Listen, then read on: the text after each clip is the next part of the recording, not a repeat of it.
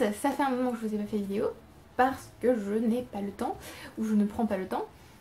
Donc me voilà. Aujourd'hui je voulais vous parler des derniers livres que j'ai lus et des livres que je suis en train de lire. Je vais tenter d'être rapide et je ne vais rien dire de plus. Alors dans la dernière vidéo je vous disais que j'étais en train de lire LTI, la langue du Troisième Reich de Viktor Klemperer, que j'ai fini depuis du coup. Je vous avais aussi à peu près parlé du livre vu que je l'avais presque terminé il me semble. C'est donc un essai de Klemperer sur la langue du Troisième Reich, donc sur la langue allemande qui est utilisée pendant le Troisième Reich et surtout par qui elle est utilisée. C'était super intéressant puisqu'il expliquait que même ceux qui sont opprimés par le Troisième Reich utilisaient des mots qui avaient été manipulés, influencés ou qui servaient de propagande aux nazis. Et aussi c'était pas qu'un essai puisque Viktor Klemperer ajoute parfois quelques touches d'émotion puisqu'il parle parfois de choses très personnelles, hein. C'est un mélange d'essais et de ce qu'il a vécu en fait. Donc c'était aussi parfois très émouvant et globalement c'était très intéressant, ça donnait une autre vision de la langue et voilà. Donc je pense qu'on pourrait, je pense qu'il existe d'autres essais sur la langue, comment elle est utilisée, comment les mots changent de sens, comment elle est utilisée pour de la propagande parfois, ce genre de choses. Je trouve ça passionnant. Et aussi un petit peu effrayant. En fait, Viktor Klemperer lui se rendait compte que la langue était utilisée pour la propagande, pas ceux qui l'utilisaient, même s'ils étaient opprimés par le Reich. Et donc c'est quand même un peu effrayant de se dire que parfois on utilise des mots qui connotent quelque chose, qui dénotent quelque chose, alors que c'est pas le but premier du mot qu'on emploie. Je sais pas si vous voyez ce que je veux dire, je sais pas si je suis tout à fait claire. Mais voilà. Après avoir fini LTI, j'ai lu A Song for Arbonne de Gabriel Kay, je suppose que ça se dit comme ça. Alors, je l'ai compté pour le challenge SFF, autant vous dire maintenant pourquoi. Je l'ai compté pour lire un livre de plus de 600 pages et c'était aussi une recommandation du mois de mars. Donc oui, là on remonte au mois de mars, tout va bien. Alors, c'est une fantaisie historique qui se situe dans un monde imaginaire, entre guillemets, sur un continent imaginaire. Et on va nous parler de la guerre entre deux grandes nations, Arbonne et Goro. Et donc ce livre est inspiré de la culture des troubadours en Provence, donc en France, pendant le Moyen-Âge. Donc c'était à la fois hyper intéressant au niveau historique, puisque bon, voir les petites références, ce genre de choses, c'est intéressant.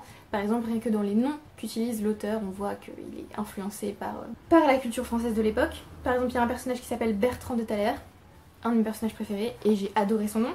Alors je le dis à la française, hein, parce que du coup, vu que c'est inspiré... voilà. En français, c'est La chanson d'Arbonne, ou Une chanson pour Arbonne. Donc c'est inspiré de cet univers, donc l'ambiance était du coup très sympa à découvrir, on va dire. En revanche, il y a des choses que j'ai pas trop appréciées ou alors qui m'ont un petit peu sorti de l'histoire. Par exemple, j'ai trouvé ça très long, vraiment très long. Même si à un moment donné c'est très prenant, c'était quand même long. Je suis pas non plus fan du style d'écriture, mais parlons d'abord de l'intrigue. Nous allons donc suivre certains personnages, notamment le personnage principal qui s'appelle Blaise, qui a qui cache son identité aux personnes de son entourage. Puisqu'il est arrivé à Arbonne, il vient de Goro et il n'a dit à personne qui il était. Il se fait employer comme mercenaire et voilà. Et donc c'est le personnage principal. Autour de lui gravitent d'autres personnages comme Bertrand de Thaler ou Urté de Miraval, qui ont une rivalité l'un avec l'autre puisqu'il s'est passé quelque chose avec la femme d'Urté de Miraval, Aélis, il y a quelques années on va dire. On a aussi la baronne Siguet, alors moi je l'appelle Siguet mais je pense que ça se dit pas comme ça. Je crois qu'elle est baronne d'ailleurs, j'ai un doute. On a aussi le roi Adhémar, donc le roi de Goro qui est très cruel, assez sadique et qui voilà fait des choses très sympas. Alors on a un peu une ambiance Game of Thronesque un petit peu, hein, parce que... Enfin Game of Thronesque, c'est vraiment très léger, hein, c'est pas... il y a des scènes très violentes et qui peuvent être choquantes, mais c'est pas au point de George R.R. Martin, clairement. Je me souviens plus si on a le point de vue de plusieurs personnages, mais il me semble que surtout on reste sur Blaise, qui est vraiment le personnage principal, qui est... va lui arriver quelque chose, ce genre de choses, voilà. Et j'ai trouvé qu'en fait ça sortait un petit peu de nulle part d'ailleurs, l'espèce de destin de Blaise. Je me suis dit mais qu'est-ce qui se passe, enfin, pourquoi? Et déjà j'ai trouvé que c'était pas le personnage le plus intéressant du livre. Je me suis beaucoup plus attachée à Bertrand de Thaler et à son cousin Valérie qu'à Blaise. Et j'ai trouvé qu'il y avait pas mal d'émotions à certains moments, notamment avec Bertrand, beaucoup moins justement avec Blaise. Alors à un moment donné on va avoir... Non je vais pas vous le dire. je risque de vous spoiler. Bref, il a une histoire familiale compliquée qu'on va découvrir à un moment donné. J'ai trouvé donc que ce roman était prenant mais trop long. Et bon, j'ai adoré les sonorités des noms, Bertrand de Thaler, enfin je veux dire, lire un roman de fantasy historique écrit par un... Alors je pense qu'il est américain, non il est canadien. Écrit par un américain avec des noms comme Bertrand de Thaler ou Valérie de Thaler ou ce genre de choses. Voilà. J'ai beaucoup aimé. Bon du coup je suis pas persuadée d'avoir bien prononcé les noms comme l'auteur aurait voulu qu'on le fasse, mais pas grave. Est-ce que j'ai autre chose à vous dire sur ce livre? Oui, j'ai dit que l'atmosphère était cosy. Et c'est vrai qu'il y a des passages que je lisais où je me disais c'est pour ça que j'aime lire, c'est pour ça que j'aime la littérature. C'est pour ce genre de passage où on a l'impression vraiment d'être dans le livre et de vivre dans le livre. Et voilà, c'est pour ça que j'aime lire. Je vous ai dit qu'il y avait des scènes assez horribles. Oui, vers la fin ça commence à devenir affreux. Le roi Adhémar de Goro veut absolument faire la guerre à Arbonne. Donc voilà. Je n'en dis pas plus, mais il y a des choses assez affreuses. Alors par contre j'en ai voulu un petit peu à ce livre. Parce que il y a une scène qui m'a presque fait pleurer. Et après, il y a une autre scène, un peu plus loin, qui m'a mise en rage. Je ne vais pas vous dire pourquoi, parce que c'est un énorme spoil, mais j'ai eu... Pendant quelques secondes, j'ai haï l'auteur de m'avoir fait ça.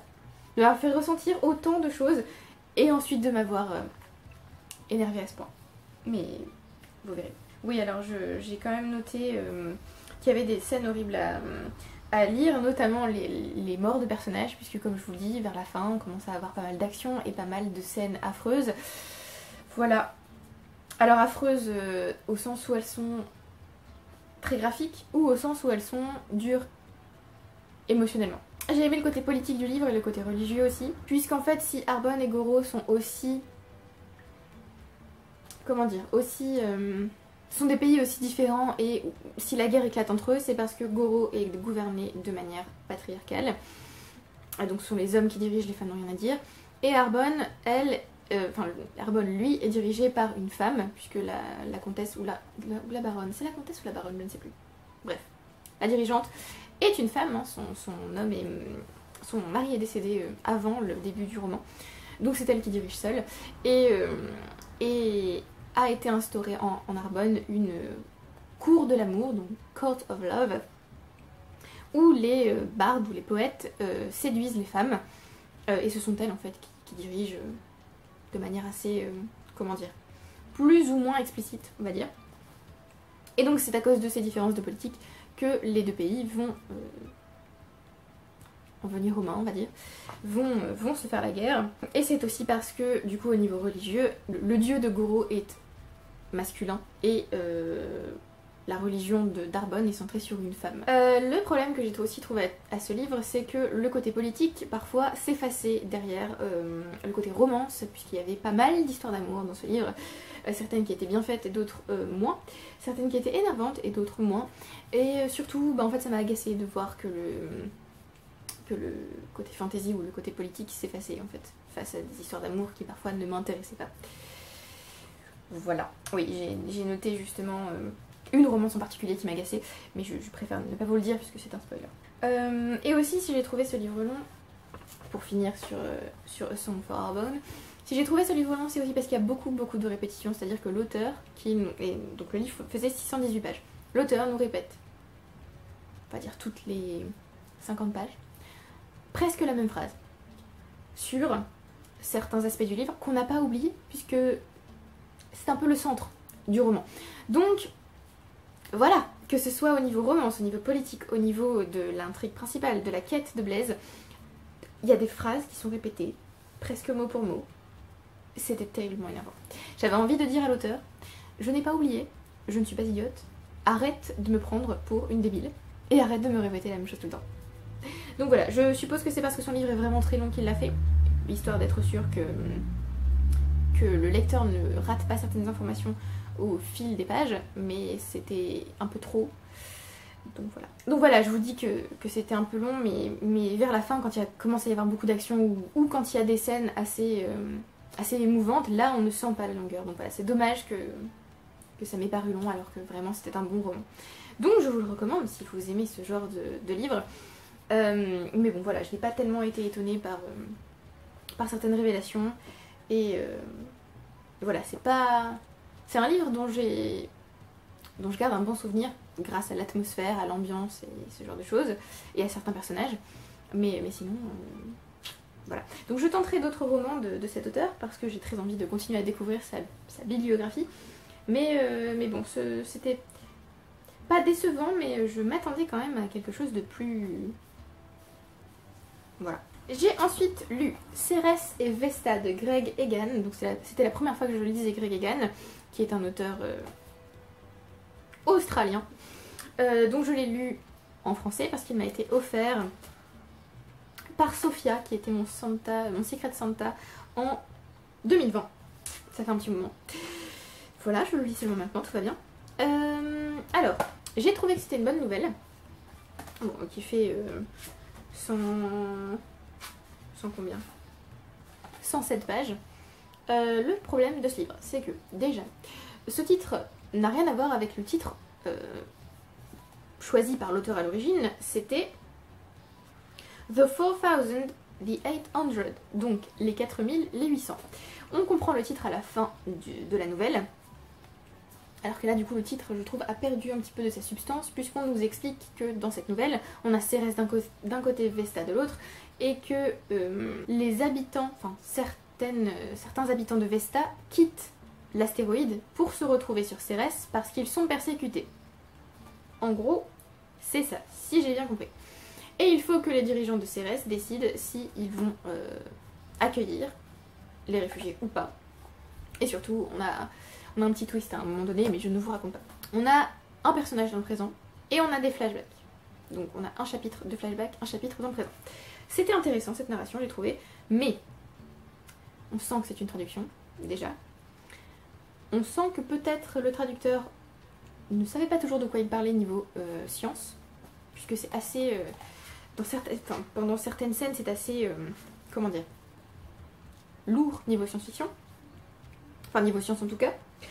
J'ai aimé l'idée de la colonisation galactique et l'idée de ces réfugiés qui tentent de se sauver vers Cérès. Ça, c'était intéressant. J'ai beaucoup aimé donc l'idée de cette timeline fracturée entre présent et passé. Ça, c'était top. Mais la chute est tombée à plat pour moi. Il manquait quelque chose dans l'écriture. Enfin, si, il y a quelque chose qui n'allait pas dans ce livre. Et c'est dommage, vraiment. Et j'ai aussi trouvé du coup que c'était beaucoup trop rapide. Mais bon, ça c'est une nouvelle, donc c'est un petit peu normal. Et donc voilà, pas tellement d'autres choses à dire. Je suis contente d'avoir lu pour la première fois une nouvelle de cette collection de 1 heure lumière chez Le Bélial. Et je suis contente d'avoir découvert Greg Egan. D'ailleurs, il me semble que cet auteur, on ne sait pas à quoi il ressemble. Et parce qu'il ne veut pas, en fait, on sache à quoi il ressemble. Donc, un auteur assez intriguant. Je pense que je lirai d'autres œuvres de lui. Et j'ai fait compter Cérès et Vesta pour le challenge SFF. Donc c'était en avril. Voilà. Je l'ai fait compter pour roman d'une maison d'édition indépendante, Le Bélial donc. Et pour, pendant le mois de la science-fiction pour le challenge SFF, lire une nouvelle de la collection 1 heure lumière. Enfin une novella, donc voilà. C'est fait. Mais bon, du coup, je suis un petit peu restée sur ma faim avec cette nouvelle, donc un petit peu déçue quand même. Alors ensuite, j'ai voulu continuer niveau science-fiction et j'ai lu So Long and Thanks for All the Fish de Douglas Adams, donc le 4e tome de sa série de Hitchhiker's Guide to the Galaxy qui s'appelle en français... Salut et encore merci pour le poisson. Alors j'avais été très déçue par le tome 3 donc je ne me souviens même pas le nom. Life, the Universe and Everything. J'avais trouvé que ça n'avait... Enfin, c'était pas très cohérent. Alors, c'est pas que... Enfin oui, c'est pas cohérent. J'avais l'impression que... qu'on avait un peu perdu de l'humour absurde et qu'on était tombé dans quelque chose de pas cohérent et quelque chose où l'auteur se forçait à écrire parce qu'il devait écrire, mais voilà, il y avait quelque chose qui manquait alors que les 2 premiers tomes étaient exceptionnels. Donc, j'ai arrêté pendant longtemps de lire ce livre, enfin cette trilogie en 5 tomes, et je l'ai enfin reprise pour la finir, enfin, puisque j'ai aussi enchaîné avec le 5e tome derrière. Alors, j'ai retrouvé l'humour de Douglas Adams, c'était top, j'ai retrouvé les personnages que j'aimais, j'ai retrouvé le côté hard SF et aussi le côté satire sociale, c'était vraiment génial ça. Et donc la même chose pour Mostly Harmless, le dernier tome, qui s'appelle en français Globalement Inoffensive. Par contre là, du coup, c'était la toute fin de la série et mais qu'est-ce que c'est que cette fin? Qu'est-ce qui se passe? Pourquoi? Enfin non. Cette fin était alors à la fois what the fuck, à la fois terrible, horrible. Qu'est-ce qui se passe? Pourquoi? Voilà, j'ai eu du mal à comprendre cette fin. J'ai trouvé que ce tome était peut-être presque aussi incohérent que le tome 3. Et j'ai lu ensuite, dans cette édition, il y a des petits bonus, on va dire. Il y avait How to Leave the Planet de Douglas Adams. Et il y avait aussi Is It Canon de... il y avait A Guide to the Guide. Et il y avait aussi Is It Canon de... Je sais plus comment il s'appelle, si je pouvais retrouver, ce serait bien. Je ne retrouve pas, c'est parfait. Yes, but Is It Canon de Jem Roberts qui parlait de ce tome 6 qui a été écrit par Eoin Colfer, je crois que ça se dit comme ça, qui s'appelle And Another Thing. Et donc ce n'est pas canon, visiblement, la série s'arrête vraiment au tome 5. Et on peut lire le tome 6 si on a envie d'avoir une espèce de fin alternative, mais normalement la série s'arrête au tome 5. Et en fait, il nous explique dans ce petit bonus, dans cette édition, que Douglas Adams voulait finir sa série autrement, mais qu'il en avait marre en fait de cette série. Et donc voilà, il l'a fini un peu abruptement, qu'il voulait revenir dessus plus tard dans sa vie, sauf qu'il est décédé avant.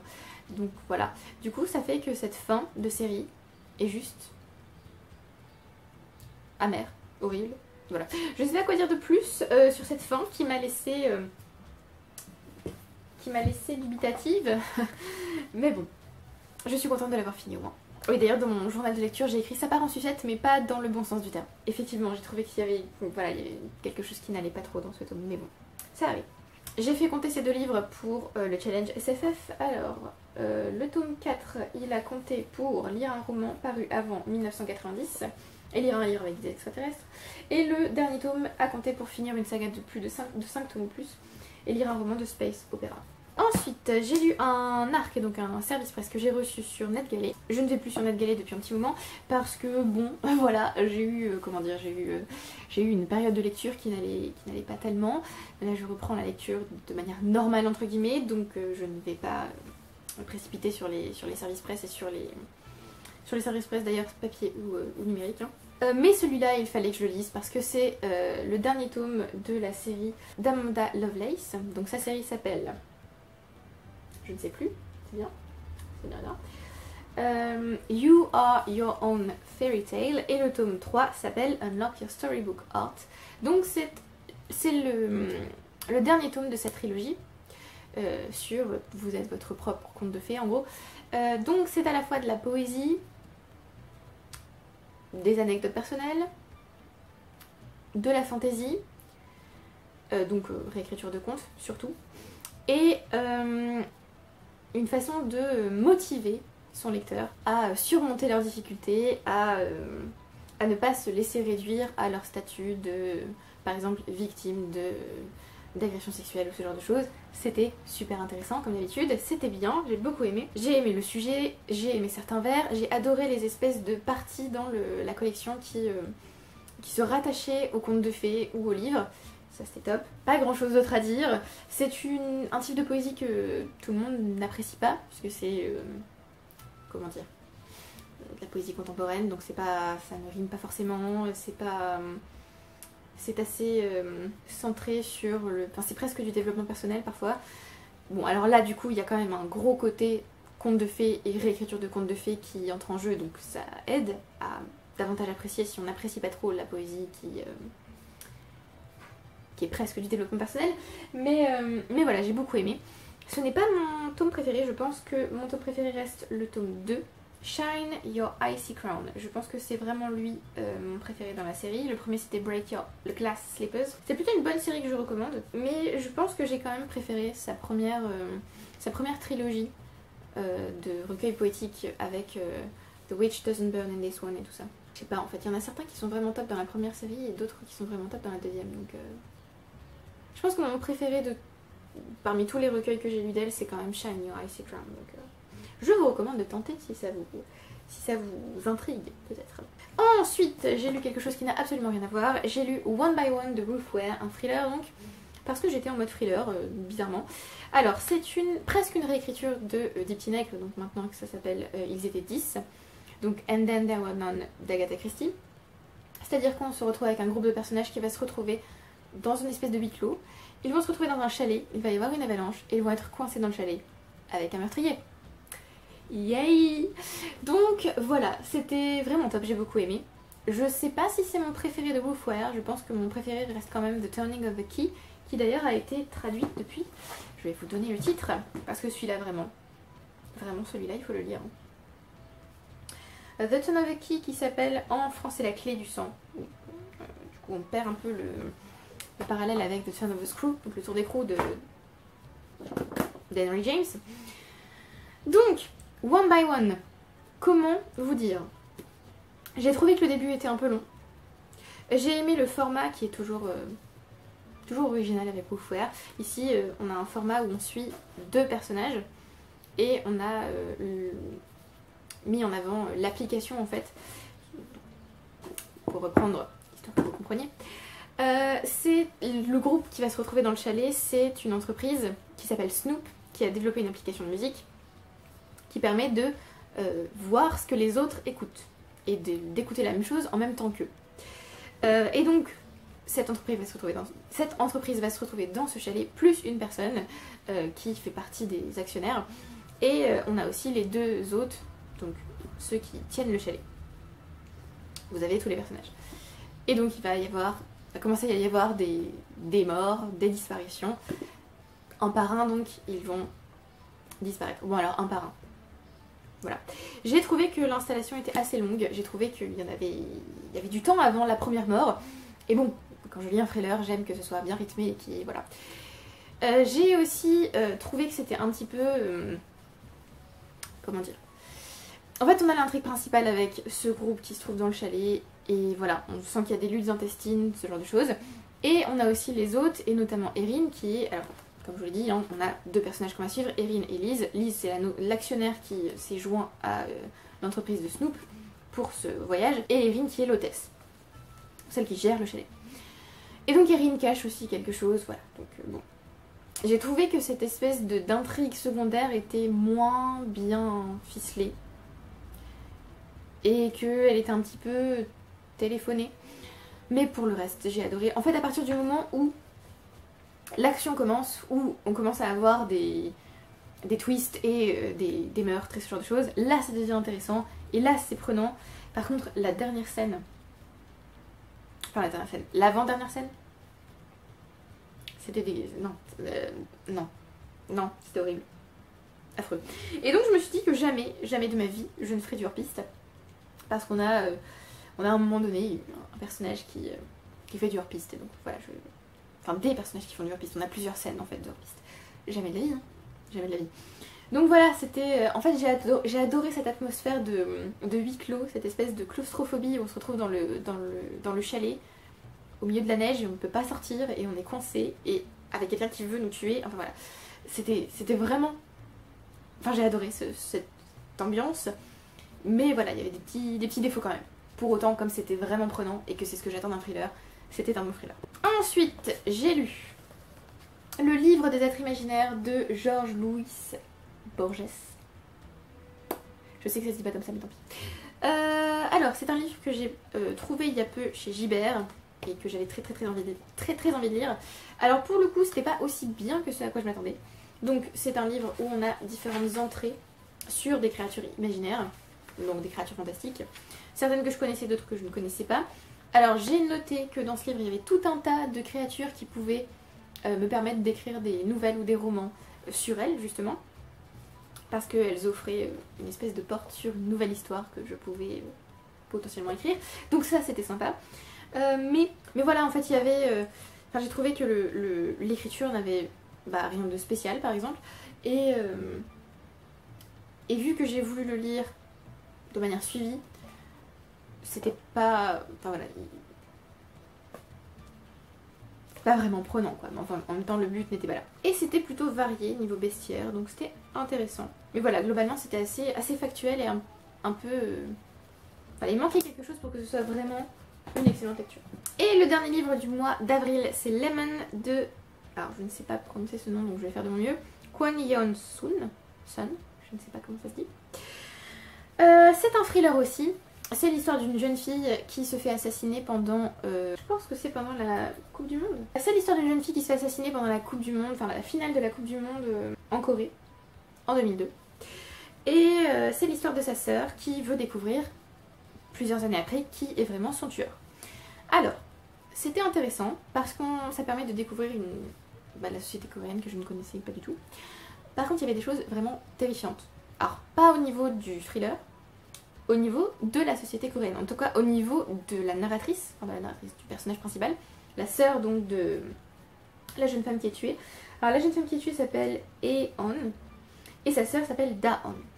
Et donc il y a des choses qu'a fait Daon après la mort de sa sœur qui sont... Oh mon dieu. Bah non, bah non, bah non, non, non. Donc voilà, c'était très très gênant, très dérangeant de ce point de vue là. Mais l'écriture était très bien.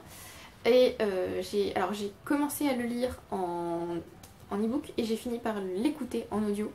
Puisque il me restait, il me semble, 1 heure d'écoute et il fallait que je fasse quelque chose avant de partir. Donc voilà, j'ai préféré l'écouter histoire de finir. Et c'était vraiment intéressant. Il y avait parfois de l'émotion distillée dans certaines scènes, mais c'était assez... comment dire? C'était vraiment dilué en fait. C'était pas quelque chose qui était prégnant. C'était pas quelque chose qui était prégnant, c'était pas quelque chose qui était mis en avant, mais c'était vraiment dilué dans le roman. Et donc vraiment j'ai aimé.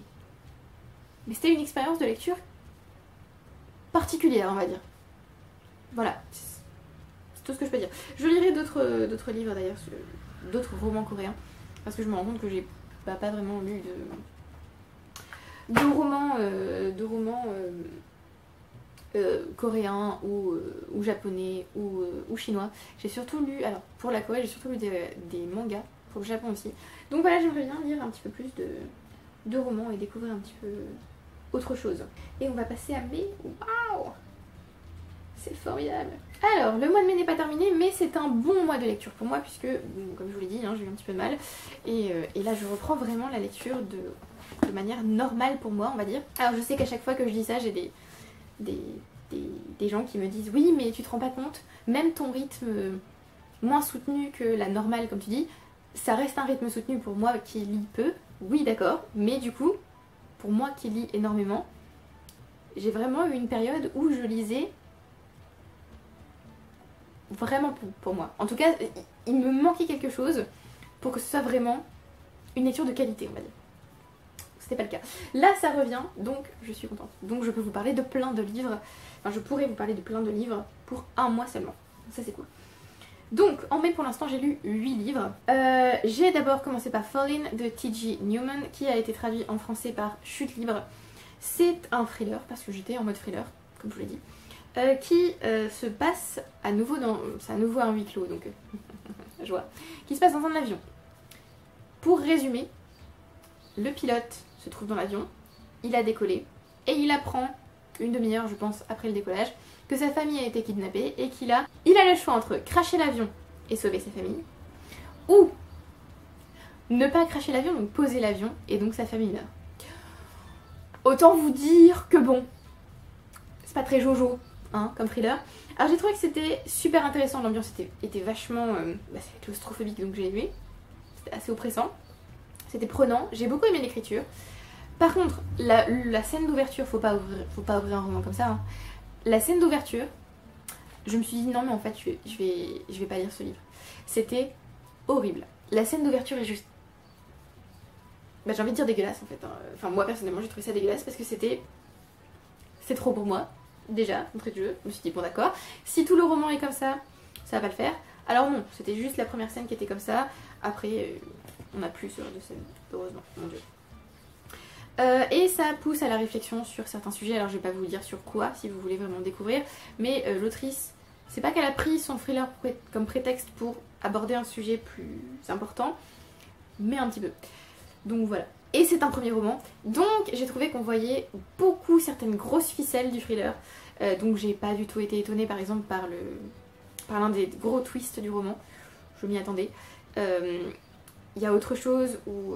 Enfin, il y a un autre moment où on se dit « Oh mon dieu !» Non, moi j'étais en train de lire « Ben oui mais non, parce que du coup il y a ça dans le texte qui me fait dire que ça. » Donc voilà, j'ai globalement pas été très surprise par ce qui se passe.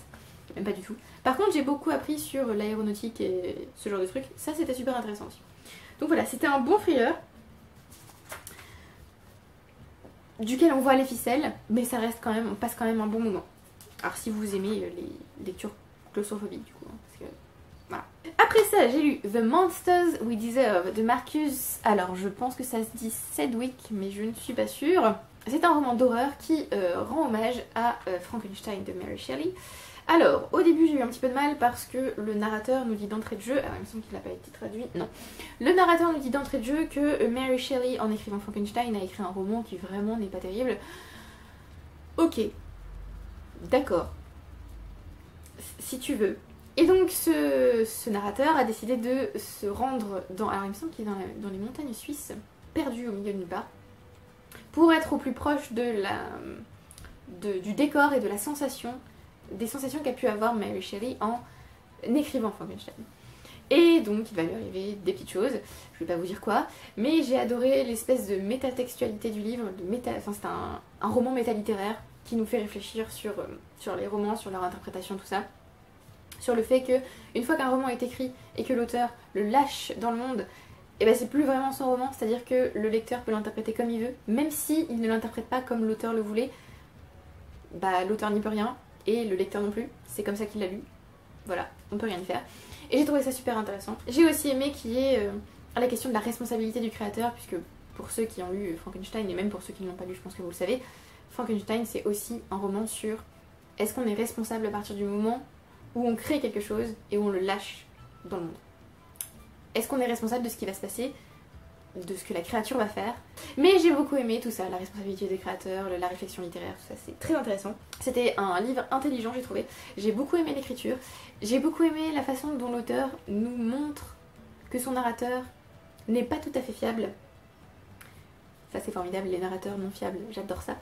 Et voilà, je vais arrêter d'en parler parce que sinon je vais vous spoiler, mais c'est un tout petit livre qui se lit super vite et qui est vraiment fascinant par certains de ses aspects. Voilà, je ne dis plus rien. Je l'ai fait compter dans le challenge SFF pour lire un one shot et lire un livre avec des monstres, puisque, alors déjà rien que dans le titre il y a le mot monstre, mais vous aurez aussi des monstres dans le roman. Je n'en dis pas plus. J'ai ensuite enfin réussi à finir Anthologie de la poésie française, édité par Georges Pompidou.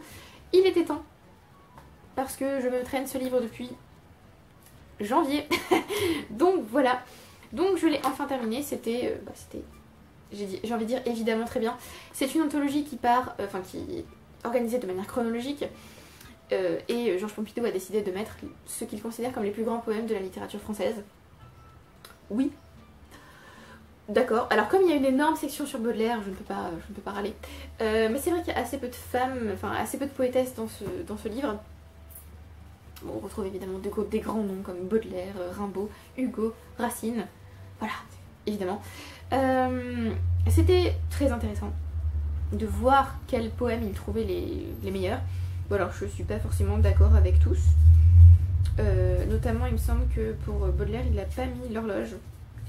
Que moi je trouve... Ah si, il l'a mis autant pour moi. Je ne sais plus quel poème il a pas mis où je me suis dit mais...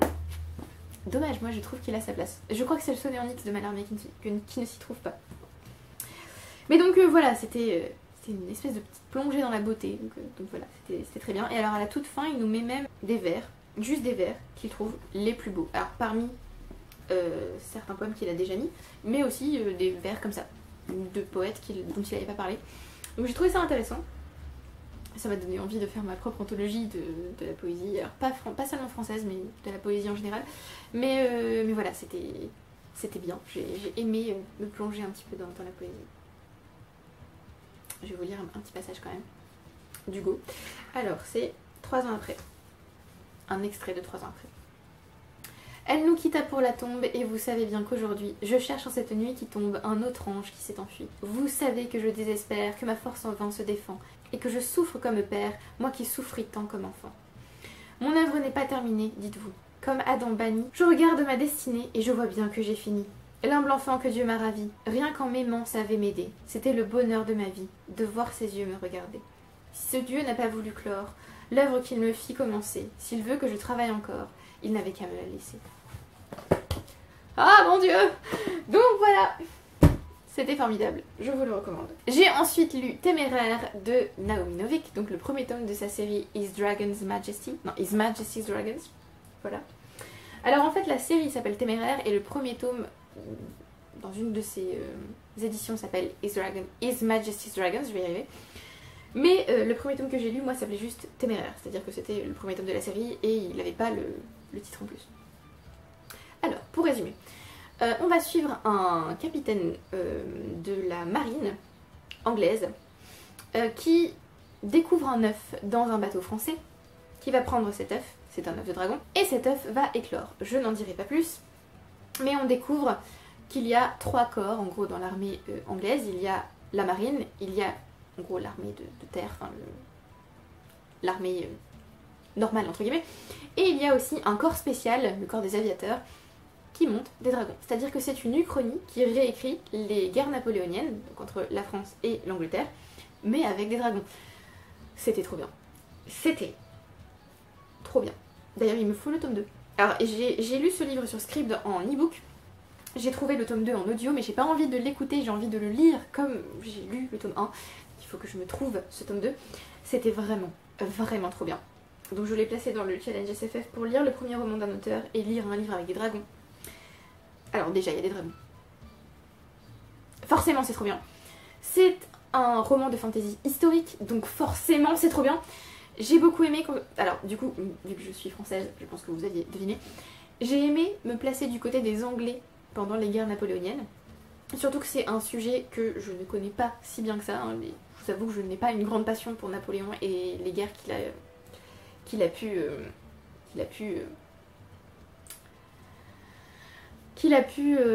lesquelles il a pu se retrouver avec l'Angleterre, clairement. C'est pas ma période historique préférée. Mais du coup, j'ai trouvé ça génial. En fait, j'ai trouvé ça passionnant, j'ai trouvé ça fascinant, j'ai trouvé ça instructif parce que du coup, j'ai appris des choses sur les guerres napoléoniennes, alors du point de vue des Anglais, mais quand même. C'était trop bien, c'était tellement prenant et c'était génial de se retrouver avec des dragons. Alors j'ai aimé, par exemple, que les dragons ici soient des êtres très intelligents. Alors pas forcément tous, hein, mais qu'ils ne soient pas juste des créatures fantastiques qui sont montées par des hommes et qui sont dressées et ce genre de choses. J'ai aimé que ce soit vraiment des créatures qui... J'allais spoiler, mais... Est-ce que je peux le faire? Je vais pas le faire. Voilà, j'ai aimé que ce soit des créatures intelligentes et ça se voit. Voilà, je ne vais rien dire de plus. Parfois, ces dragons ressemblent à des chats, mais vraiment. Ils sont attachants, ils sont mignons, tout en étant quand même... Enfin, ce sont des créatures qui sont énormes et qui sont là pour se battre pour l'armée. Donc vous vous doutez bien que voilà, ce sont pas juste des chats. Mais c'était formidable, c'était super touchant. Il y avait des scènes super émouvantes. J'ai aimé aussi que du coup les enjeux au fil du roman soient de plus en plus importants. Puisque au début, l'enjeu c'est juste, bon, on a trouvé un œuf de dragon, qu'est-ce qu'on en fait? Enfin, qu'est-ce qu'on en fait? Non, c'est logique ce qu'ils vont en faire, mais voilà. On a trouvé un œuf de dragon, il va éclore, il faut lui trouver un aviateur. Ensuite, on passe à l'entraînement de cet aviateur avec son dragon. Et ensuite, on passe à, bon bah voilà, maintenant, il va falloir prendre part à la guerre. J'ai trouvé que vraiment, il y avait un espèce d'élargissement oui, au cours du tome, et c'était passionnant. Vraiment, ce livre était génial. Et j'ai pas ressenti que c'était un premier roman, du coup, parce que comme c'était le premier roman écrit par Naomi Novik, je me suis dit, bon, peut-être qu'il y aura des espèces de choses qui vont pas trop aller, peut-être. Ce sera peut-être bancal, pas du tout. C'était vraiment top. Et surtout, dernier point, on s'intéresse beaucoup dans ce livre à la relation entre les personnages, et ça c'est formidable. J'ai adoré que ce soit à ce point centré sur les personnages, tout en ne négligeant pas l'aspect guerre et l'aspect, enfin l'intrigue en fait. Donc voilà, très bien, j'ai vraiment hâte de lire la suite. Mais vraiment, vraiment hâte. Ensuite, j'ai lu Mrs. Dalloway's Party de Virginia Woolf. Donc, je crois qu'en français, ça s'appelle juste la fête... Non, la soirée de Mrs. Dalloway. Alors, que vous dire de ce tout petit livre? Alors, déjà, c'est Virginia Woolf, donc c'est forcément bien écrit. Évidemment. C'est en gros un espèce de micro-recueil de 7 nouvelles qui se centrent autour de la soirée de Mrs. Dalloway. Donc, ça a un lien avec le roman Mrs. Dalloway, sans être un « il faut absolument lire ce roman », enfin ce recueil, avant ou après Mrs. Dalloway. C'est peu importe en fait, vous le lisez avant ou après, on s'en fout. Donc évidemment, c'est très bien écrit. J'ai beaucoup aimé les réflexions de l'autrice à travers ces différents personnages qui vont assister à la soirée de Mrs. Dalloway. J'ai aimé En fait, je trouve que Virginia Woolf avait une façon d'exprimer ses idées et de faire réfléchir le lecteur qui est juste... Enfin, moi, ça me correspond parfaitement. Enfin, je veux dire, cette autrice est merveilleuse. Je l'adore. J'ai adoré l'atmosphère et l'ambiance et juste, c'était génial. Ben, comme tous les romans de Mrs. Dalloway, non. Comme tous les romans de Virginia Woolf, non, mais comme tous les livres de Virginia Woolf, je l'ai annoté. Et c'était formidable. Et malgré la brièveté du livre, j'ai mis 2 jours, je crois, ou 3 jours à le lire. Parce que, bah, comme pour Mrs. Dalloway, je savais que je pouvais le lire plus vite, mais je n'avais pas envie de le finir. Donc, j'ai un petit peu baigné dedans. Et voilà, il faudra que je lise bientôt un nouveau roman de Virginia Woolf parce que ça me manque. Ensuite, j'ai lu Yvain ou Le Chevalier au Lion de Chrétien de Troyes. Enfin, j'ai envie de dire enfin. Puisque j'ai essayé un jour de lire Yvain. J'ai pas aimé le début. Parce que j'ai pas aimé comment c'était écrit. Parce que généralement, les œuvres écrites au Moyen-Âge, on va dire que c'est pas tout à fait ce que j'adore en littérature. Pour autant, j'ai adoré ce livre. Je l'ai lu en une soirée. Je l'ai commencé sur un coup de tête. Et quand je l'ai fini, j'ai regardé l'heure et je me suis dit, ah bah oui, bah d'accord. Très bien. C'était prenant. J'ai aimé suivre les aventures d'Yvain. J'ai aimé qu'il y ait un espèce de fil rouge tout le long et qu'il y ait des quêtes annexes. J'ai trouvé quelques belles phrases d'ailleurs dans ce livre que j'ai soulignées. Parce que je n'ai pas annoté le livre, mais quand même certaines phrases que j'ai trouvées particulièrement belles. Alors je les ai même pas soulignées en fait. Je crois que j'ai juste pris en photo les phrases et voilà, c'est tout. Il y avait des phrases vraiment belles. J'ai aimé que ça fasse partie de la Légion arthurienne et qu'on en découvre pas un petit peu plus, mais qu'on découvre... Comment dire? En fait, j'ai aimé découvrir juste l'histoire d'un des chevaliers de la table ronde. Et aussi, il faut dire qu'en ce moment, je regarde beaucoup Kaamelott. Potentiellement, cette série m'a influencée pour me mettre enfin à lire des romans de Chrétien de Troyes ou des romans assimilés à la légende arthurienne. Donc voilà, j'ai Lancelot à lire. J'ai ajouté d'ailleurs d'autres livres de Chrétien de Troyes à ma wishlist, comme Eric et Enid. Et il faudrait aussi que je lise le livre qui se trouve là-bas normalement, The Once and Future King de T.H. White, donc qui raconte l'histoire du roi Arthur. Voilà, donc j'étais contente d'enfin finir un livre de Chrétien de Troyes, parce que bon, quand même, c'est un peu un trou dans ma culture littéraire. D'ailleurs j'ai fait compter ce livre pour le challenge SFF parce qu'il y a un dragon dedans, donc je l'ai mis dans lire un roman paru avant 1990. Il a été... il est paru pour la première fois en 1134 je crois, ou en 1174. Enfin bref, c'était au XIIe siècle, donc bon, ça passe. Et lire un livre avec des créatures. Parce qu'il y a aussi le lion. Et enfin, le dernier livre que j'ai lu en mai pour l'instant, c'est La véritable histoire des 12 Césars de Virginia, n'importe quoi, de Virginie Giraud. Donc c'est une non-fiction, un recueil de biographie, sur les 12 Césars, c'est-à-dire de Jules César à, je ne sais plus comment il s'appelle assez bien, Vespasien je crois. Non, Domitien. Donc, Virginie Giraud reprend les vies des 12 Césars de Suétone pour écrire la vraie vie de ces 12 Césars en évitant de broder comme le faisait Suétone.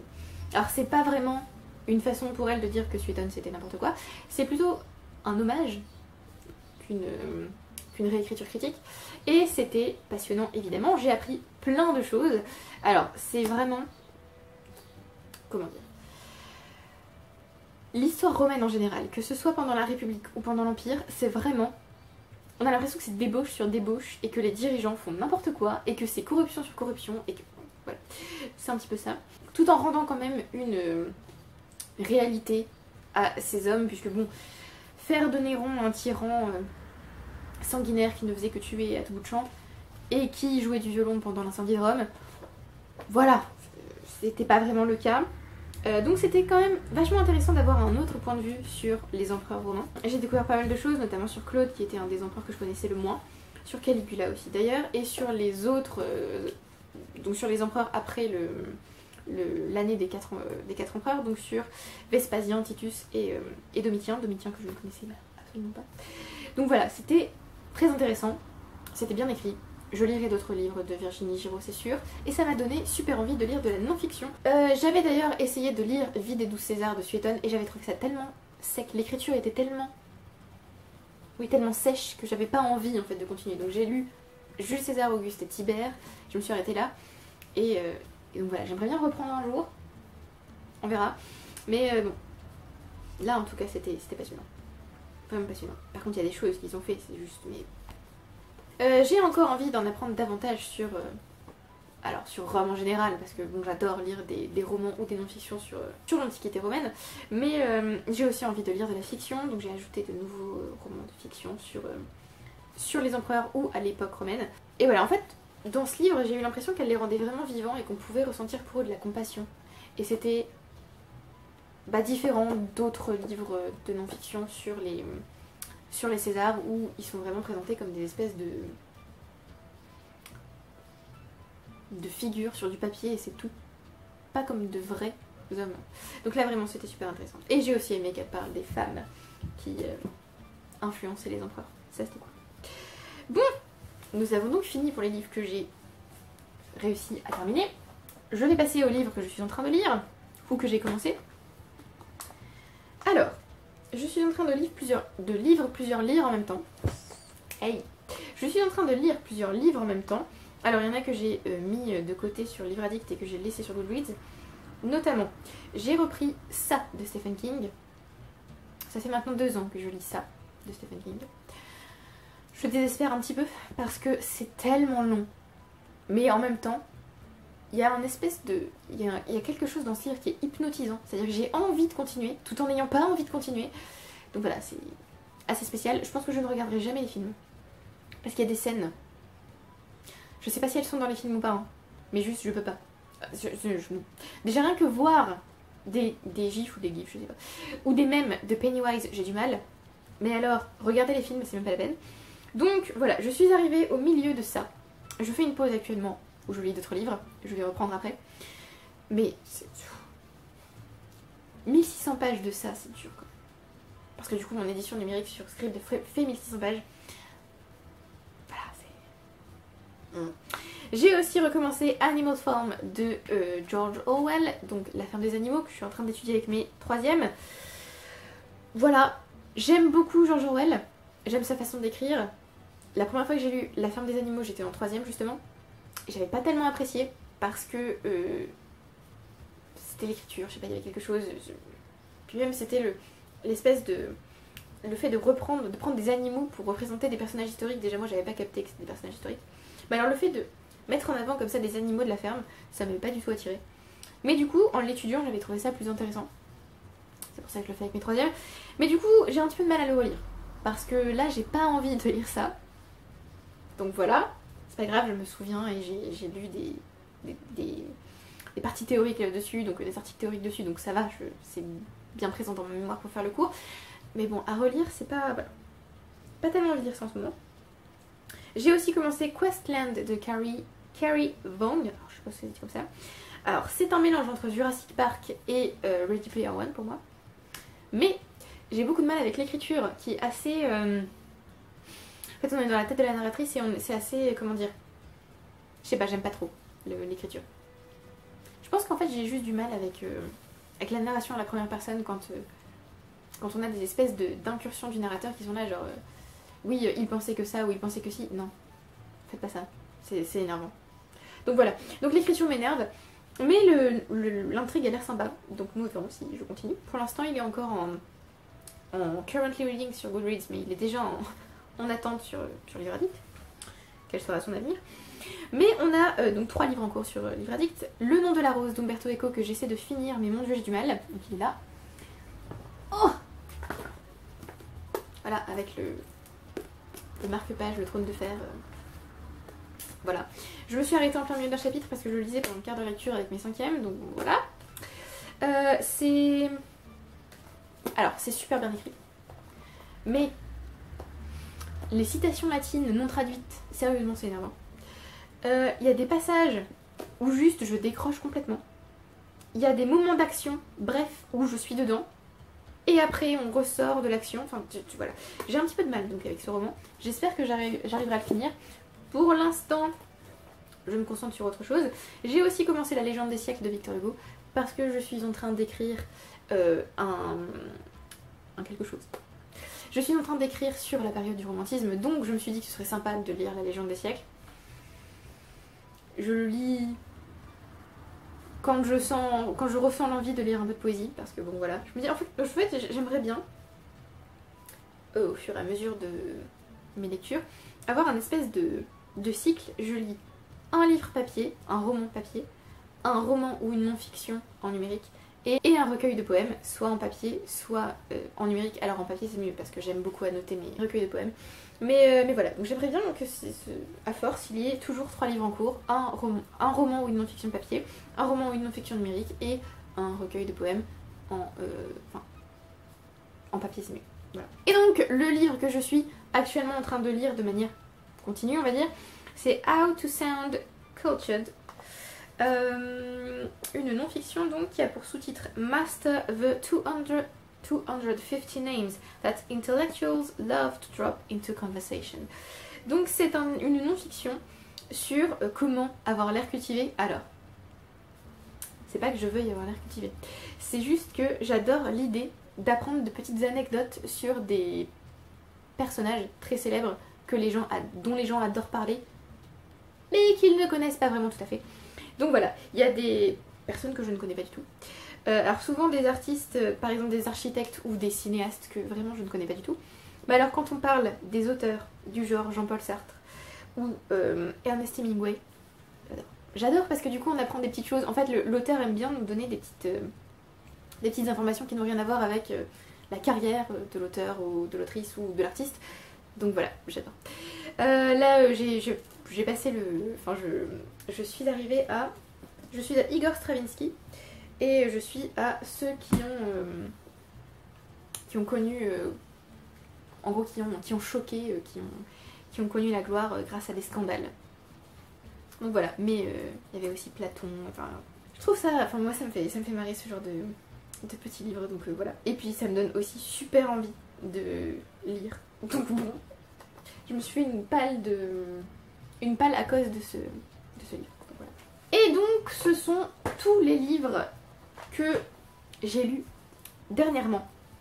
J'espère prendre le temps de vous faire une palle de l'été puisque l'été arrive. En fait là j'aurais dû vous faire une palle de l'été concrètement parce que pour moi l'été, enfin la palle de l'été c'est juin, juillet, août. Ce qui veut dire que comme juin arrive, vous n'aurez pas de palle de l'été. Ou alors vous l'aurez courant juin. Donc elle aura déjà été entamée. Voilà. Mais voilà, j'aimerais beaucoup vous faire une palle de l'été pour juin, juillet, août. Et peut-être éventuellement vous annoncer un Lost in Time Challenge sous peu. Voilà, donc c'est tout pour cette vidéo, merci beaucoup de l'avoir regardée. Merci à ceux qui aiment, qui commentent et qui s'abonnent. N'hésitez pas à me dire si vous avez lu ces livres ou si vous avez envie de les lire. Et je vous retrouve bientôt pour une prochaine vidéo. Bye!